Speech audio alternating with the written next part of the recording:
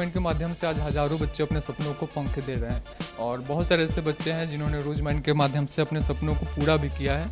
जब भी ऐसे बच्चे हमारे ऑफिस में आते हैं तो हम कोशिश करते हैं कि उनका फीडबैक, उनका रिव्यू आप तक पहुंचाते रहें।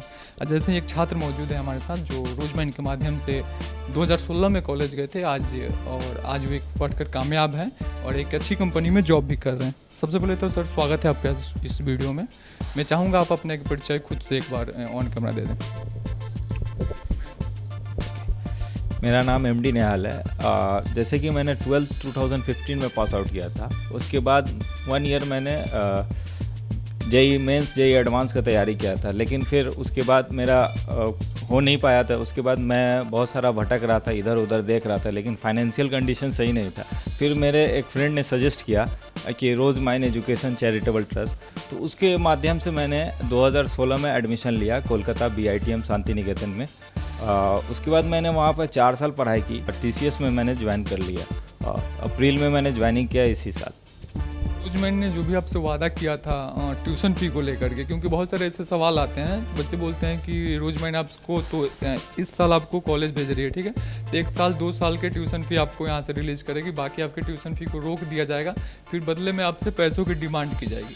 ऐसा कुछ तो आपके साथ नहीं? नहीं, ऐसा कोई सीन नहीं था। यहाँ से जो भी मतलब 5,000 के हिसाब से 60,000 और प्लस 10,000 मतलब हमको टोटल 80,000 पे करना पड़ा। उसके अलावा कोई एक्स्ट्रा चार्जेस वगैरह पे नहीं करना पड़ा। जितना ट्यूशन फीस था वो सब कुछ रोजमाइन पे करता था। वो मुझे पता भी नहीं चला कैसे पे करना था और मुझे कोई भी ऐसा बर्डन नहीं फील हुआ कि हाँ कॉलेज आपको ये प्रेशर दे रहा है कि ये सब चीज़ आप जमा कीजिए। जितना अमाउंट फिक्स हुआ था उतना ही अमाउंट मुझे देना पड़ा। फिर आपके लेटर में अमाउंट लिख करके दे दिया गया था। 4 साल 3 साल का आपका कोर्स था, जितने साल का कोर्स था उतने साल तक आपको उसी अमाउंट को पेड करना था, बाकी उस लेटर के अलावा 1 रुपया नहीं, 1 रुपया नहीं देना पड़ा। सारा प्रोसेस आपका रजिस्ट्रेशन चार्ज कितना था? उतने रजिस्ट्रेशन चार्ज मुझे नहीं लगा था। आई थिंक आपका रजिस्ट्रेशन चार्ज भी नहीं लगा था, आपका वैसे ही आपने रजिस्टर्ड किया था। उसके बाद काउंसलिंग के बाद आपको कॉलेज अलॉट हो गई थी। तो जो लोग बिना तहकीक के रोजमाइंड पे इल्ज़ाम लगाते हैं, क्योंकि आप एक गवाह हैं और आप 4 साल आपने रोजमाइंड को दिया है, रोजमाइंड के साथ आप 4 साल 5 साल का संबंध है आपका, तो जो लोग देखिए मुझे अच्छा लगा इसलिए मैंने स्टूडेंट को यहाँ पे भेजा, बहुत सारे स्टूडेंट को यहाँ पे भेजा और बहुत सारे स्टूडेंट यहाँ से निकल गए पढ़ के और वो भी एक अच्छा जॉब कर रहे हैं मेरे। तो आप तो बोल रहे हैं कि सब कुछ ठीक है, सब कुछ चंगा है, कोई दिक्कत नहीं है यहाँ, लेकिन कुछ लोग हैं जो कंसल्टेंसी वाले हैं, एजुकेशन माफिया हैं, वे लोग डायरेक्ट रोजमाइंड पे इल्ज़ाम लगाते हैं कि रोजमाइंड आपको ठग लेगा, आपके साथ फ्रॉड कर दिया जाएगा। उनको यहाँ से क्या जवाब दीजिए? नहीं, ऐसा कुछ नहीं है। मैं तो यही कहूँगा कि पहले आप ट्रस्ट कीजिए इस चीज़ पे ट्रस्ट, क्योंकि जब सबसे पहली चीज़ जो होता है बिलीव होता है। अगर खुद पे बिलीव नहीं है तो वो कुछ नहीं हो पाएगा। तो पहले आप एक बार ट्रस्ट कीजिए, इसके थ्रू आप एडमिशन कराइए, बच्चे को एडमिशन कराइए। उसके बाद बच्चे का जो कोर्स ख़त्म हो जाता है उसके बाद फिर आप देखिए कहाँ पे है नहीं है, ये सब चीज़। आपका अपने हॉस्टल के एक्सपीरियंस शेयर कीजिएगा। कहीं ऐसा तो नहीं होता है कि जो बच्चे रोजमाइंड के साथ जाते हैं उनके खाने के बूफे मेस में अलग होते हैं, और जो लोग डायरेक्ट गए हैं और जो लोग खुद से एडमिशन लिए हैं उनकी बूफे अलग होती है, या फिर किसी प्रकार का जाति धर्म के आधार पर भेदभाव या फिर किसी तरह का कोई भेदभाव देखने को मिला हो? ऐसा कुछ नहीं, ऐसा कुछ नहीं है। सबको मतलब एक बराबर, क्योंकि हम लोग भी एक तरह से हॉस्टल फ़ी ही पे करते हैं ना।